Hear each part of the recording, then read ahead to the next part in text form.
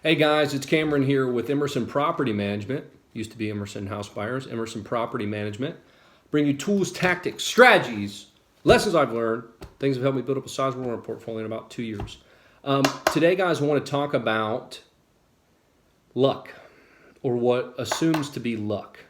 I was reading this thing. It was an article about how people, the luckier the luckier people seem to be. It's actually that they work harder. The harder you work, the luckier you seem to be. I think that's a John Wooden quote or something. But this is what this article was saying. That's the irony in it.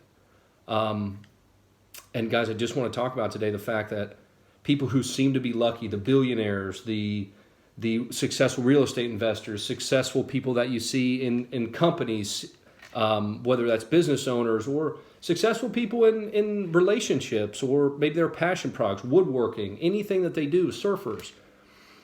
I think behind that, most of the time, if you dig into it, Bill Gates is a perfect example, spent hours and hours and hours and hours, thousands of hours as a kid working on computers.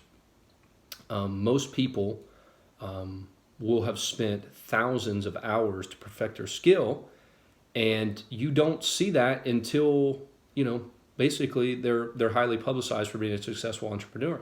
You don't see them building that up. I mean, Bill Gates was nobody until Microsoft came around. And if I was going to tell most of you guys, pick out a 12 or 14-year-old kid that's going to be one of the richest people in the world, how are you going to pick them out? You don't have any idea.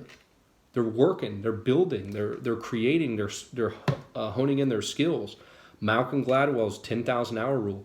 One, a little shaky on some of the data behind that you need 10,000 hours to be an expert in something, but I think it's inconclusive on the exact number, but it's pretty clear that people who have a lot and create a lot have spent a lot of time honing their craft. What that number is, I don't know. But guys, like I said, if you look at almost any successful entrepreneur, that they have a long history of either failures or repeated attempts at businesses, and it wasn't all sunshine and rainbows. It wasn't like they just, Mark Cuban just didn't hit it out of the park. He got to read his book. It's pretty short, but it's about just how he was sleeping on, in a small apartment, working hard, out drinking every night, and now he's a billionaire. But he put in a lot of work. He said he was the hardest working guy in the room.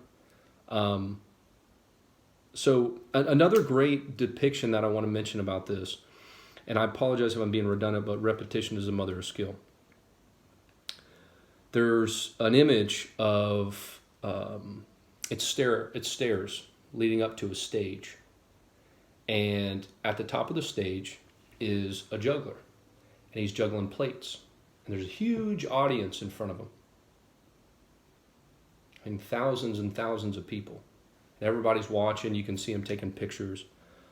But what they don't see, the audience doesn't see, is the stairwell leading up to the stage that's in the back that you can't see because it's elevated.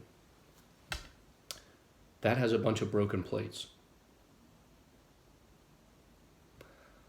That's a perfect description of what entrepreneurship, any skills that you guys have or looking to build, that's what happens. You guys, babies didn't learn to walk. We all didn't learn to walk by just standing up one day and walking right away. We got up, we fell down. We got up, we fell down. We got up, we fell down. Serena Williams didn't become the best women's tennis player by literally hitting a perfect ball from the time she was a teenager. Tom Brady, the mediocre quarterback coming out of Michigan, 5th round. Probably going to be one of the most decorated quarterbacks in history. I can go on and on, guys, with examples, but just try to keep that image in your head. The juggler, juggling plates. And when he's performing, everybody's up there seeing it, but behind the stage to get to where he's at. There were a lot of breaks, mistakes that were made. And guys, I don't think I can repeat it enough. The harder you work, the luckier you seem to get. Again, that's just as tried as true as it can be. I've failed so many times. You guys, if I recorded myself talking to sellers, especially when I first started, you guys would be like, this guy actually buys houses? I say stupid stuff all the time, but you learn from it. Okay, well, don't say that again. That was a bad thing to say. Don't joke about this. You learn. You're going to screw up. When you first start, you're going to screw up. But that's the thing. If you don't learn from it, then you have a problem. But if you learn from it and improve, it's an amazing thing what you can build. Just got to get past that initial rough patch in the beginning.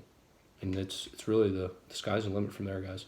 So hope that was helpful. If it was, let me know. If it wasn't, let me know.